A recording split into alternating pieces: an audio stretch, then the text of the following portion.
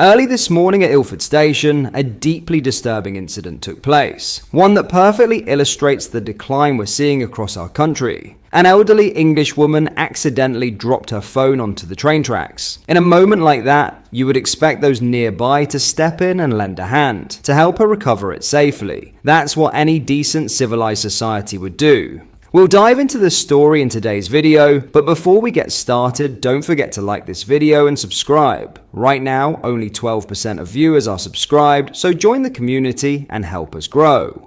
Instead of compassion, what happened was the complete opposite. A group of foreign youths, clearly not here to contribute positively, took advantage of her misfortune. Rather than assisting this vulnerable woman, they snatched her phone and made off with it, treating her distress as an opportunity to steal. It's not just theft, it's an act of complete disregard for the dignity and safety of our own people. This is exactly what happens when a country fails to protect its borders, when it allows in people who do not share our values, who do not respect our elderly, and who see weakness as something to exploit. Our leaders talk about community cohesion, about diversity being our strength, but for ordinary British people, what we were actually seeing is the opposite. Vulnerable citizens left abandoned, while criminals are emboldened. It should never be the case that an English grandmother fears being robbed in broad daylight at her local station. And yet, this is becoming the new normal. Until we take control of our borders, until we prioritize the safety and dignity of our own people, these stories will only become more frequent. Have a watch of this clip.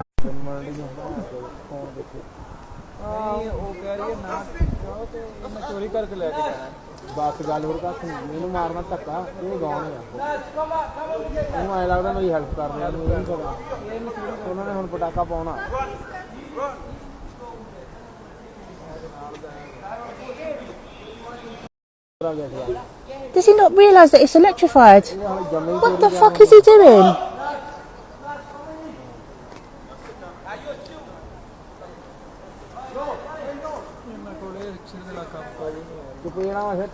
What are they doing? Just for a phone? This guy, you already phone. You are small guy. Small guy. No, in the small one. Small guy. This one. In the small one. Small. And does this guy hold, man? This guy phone. All right. Is it her phone they've got? They're doing all of that for her phone? Northern Street, Farringdon, Tottenham Court Road, Bond Street and Paddington. This train is formed of 9 coaches due to passengers for Manor Park, Forest Gate and Maryland should board the front 7 coaches. There are usually plenty of seats available on this service. This train is currently between Goodmayes and 7. Did they just do all of that for her phone?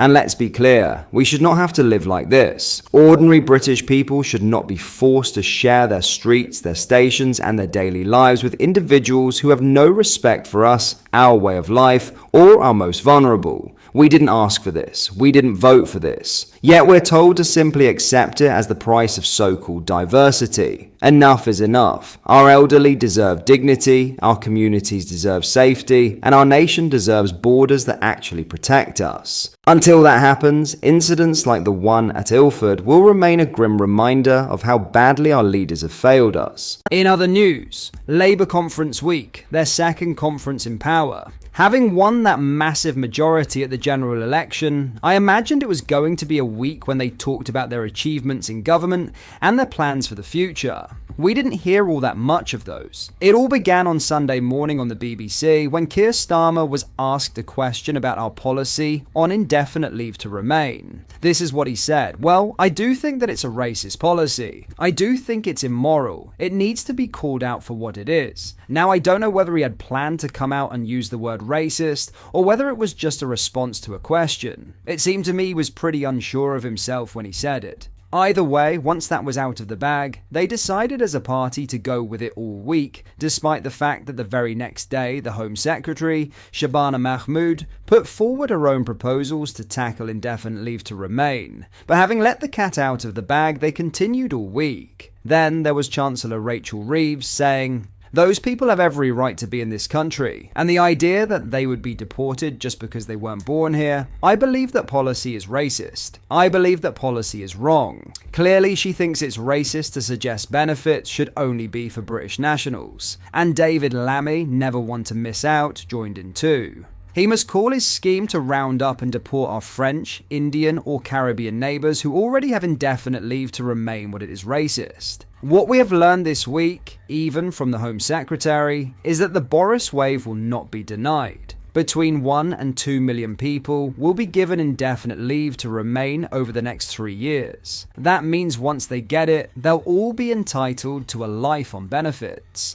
They'll all be entitled to bring dependents. But there you are. But I wonder, with the big speech from the Prime Minister today, the repeated use of the word racist, what does it all mean? Well, I don't mind personal insults. I'm big enough and ugly enough to take them. But I do think, on this, the Prime Minister and his cabinet have sunk into the gutter. What they've done is both insulting and dangerous. I say that especially in the wake of the murder of my friend Charlie Kirk. Just 3 weeks ago, he was called lots of nasty names. We've already seen violent attacks on Reform supporters, and I really worry this will embolden the radical left, those who wear face masks and are prepared to use violence. Frankly, what the Prime Minister has done is a total disgrace. I hope he wakes up tomorrow ashamed of himself. That is my opinion, and I believe it very strongly.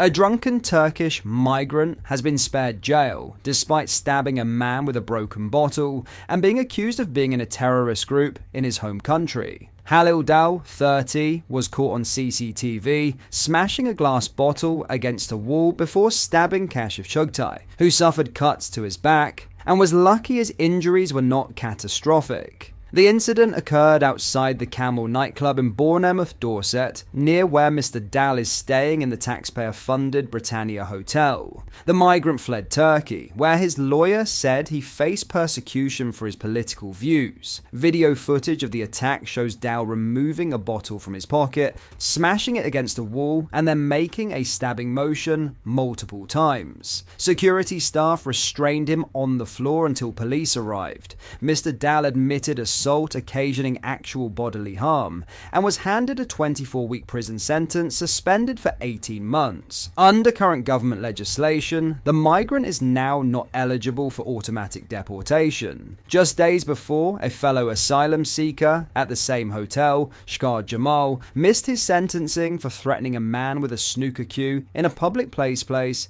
so he could eat fish and chips. Prosecutor David Finney told the court the assault happened outside the Camel Bar in Bournemouth at about 5:30 a.m. on December 14th, 2024. Mr. Finney said, "He walks past the victim, then turns around and walks back.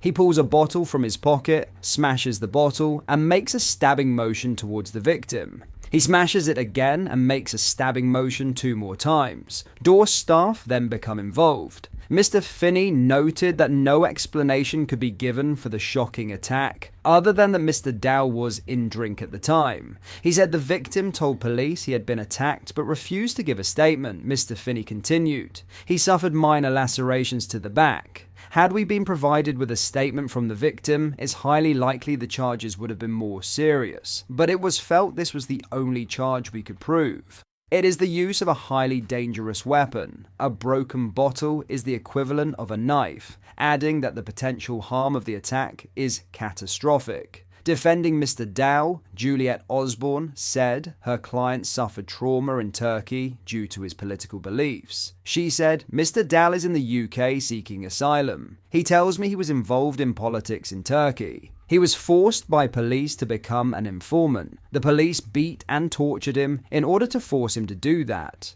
They raided his home and accused him of being a member of a terrorist group. His family helped him flee to the UK. Upon coming to the UK, he has felt hopeless and suffered immeasurably with his mental health. She noted that the Turk was also suffering with his mental health and is now medicated for anxiety and depression. She concluded, "He is shocked and ashamed at his actions. This was a one-off incident. It is undoubtedly shocking, and Mr. Dal is lucky the victim was not more seriously harmed." What are your thoughts on what we discussed in today's video? Let me know down in the comment section below. If you have not yet already, make sure you do drop a like on this video and subscribe to the channel for more British content. Thank you, take care, goodbye.